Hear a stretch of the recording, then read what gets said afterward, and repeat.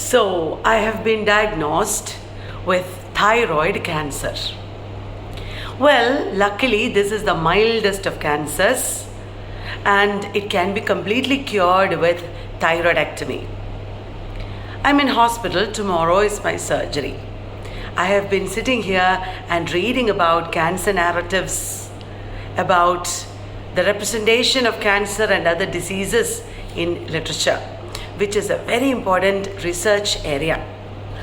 Cancer has been discussed in literature since the 19th century, even though the earliest narrative of cancer is perhaps in the BCs or early AD.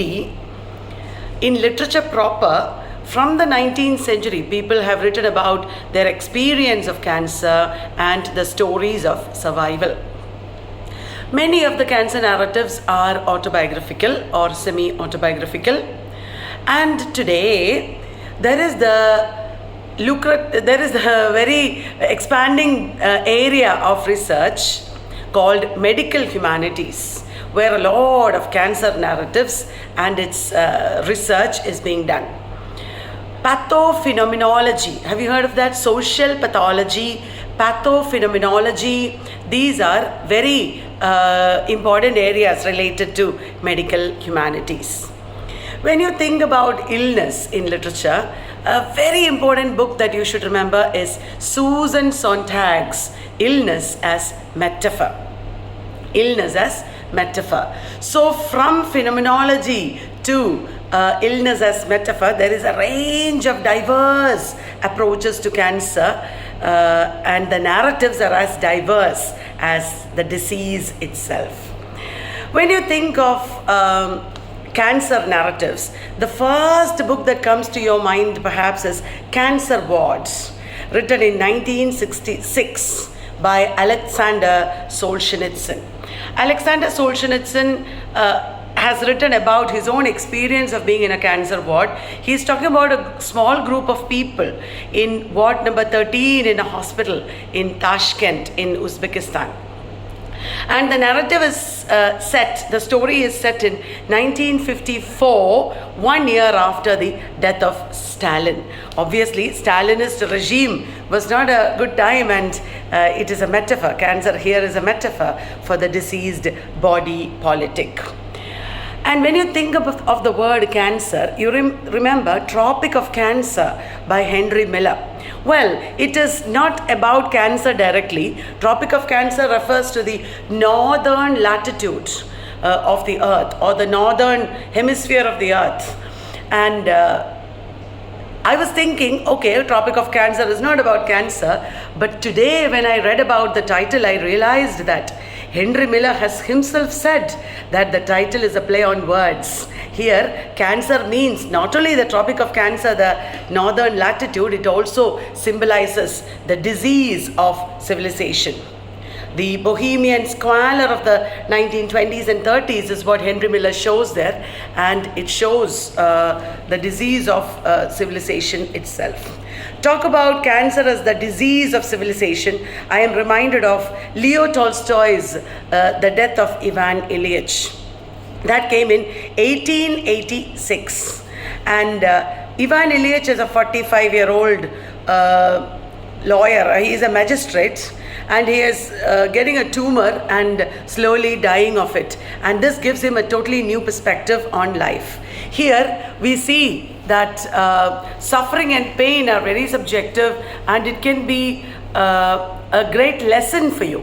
When Ivan Ilyich undergoes this experience, which is probably of pancreatic cancer, he learns to be human. He learns to be kind to others and to understand others.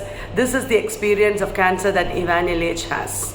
And metaphorically, this short novella is about the disease of upper class life or upper middle class life in Russia. There are so many novels and plays, etc., that one can remember. There are a lot of narratives on cancer that are autobiographical. I said there is somebody who wrote a biography of cancer, and he got the Pulitzer Prize for it. It is Siddhartha Mukherjee. Siddhartha Mukherjee wrote a book about cancer called The Emperor of All Maladies. The Emperor of All Maladies, a biography of cancer, got Pulitzer Prize in 2011. That reminds us of The Interpreter of Maladies by Jhumpa Lahiri.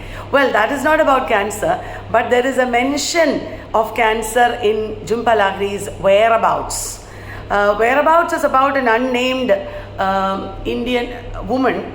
She is also a translator. She is living in an unnamed city, and she is just going about her everyday solitude. Every chapter is about a different place, like the swimming pool and library, and she experiences various things. She meets people. This story of solitude and dislocation mentions a woman she meets in the swimming pool. Some women in the swimming pool are discussing their various experiences, and one of them is talking about her son's cancer. That reminds me. And when I was browsing, I found out many novels and books that could be of interest to you.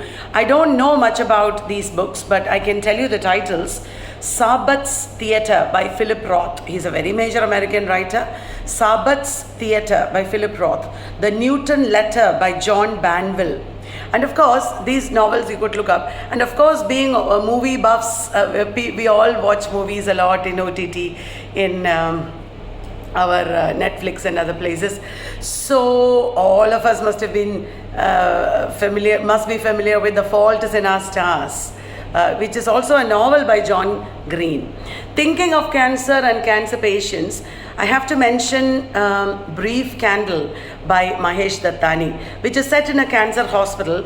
Vikas, who is an AIDS patient who is dying of cancer, writes a play which everybody enacts, the patients enact. They want to make some money for charity, and the play brings them together in unique ways. It shows their philosophy of life.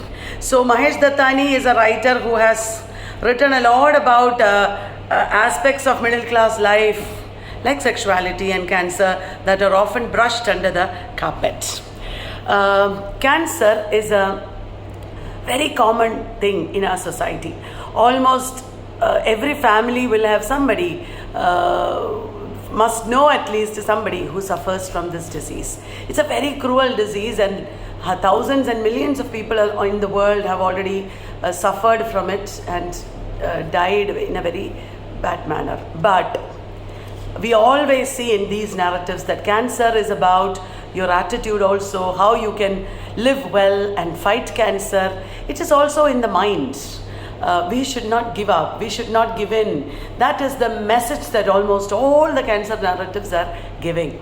And from the time I heard about this diagnosis, I have been very positive and even excited to fight the disease. Mine is a very mild form of carcinoma, and it is not life-threatening, but that is not the case with everybody. It is all in our minds. Anyway, we have a mortal life. Anyway, the day will come when we all should go. But until we go, we should live happily, positively, contributing a lot to our family and society, making the most of our lives, celebrating every moment of existence.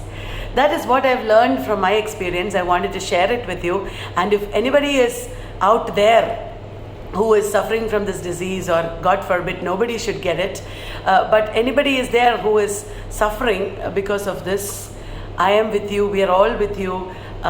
Please understand that we can overcome it with our positive, confident attitude. So I wanted to spread this message. I wanted you to feel positive this morning. So that is why I am making this video. I hope you liked it. Thank you very much.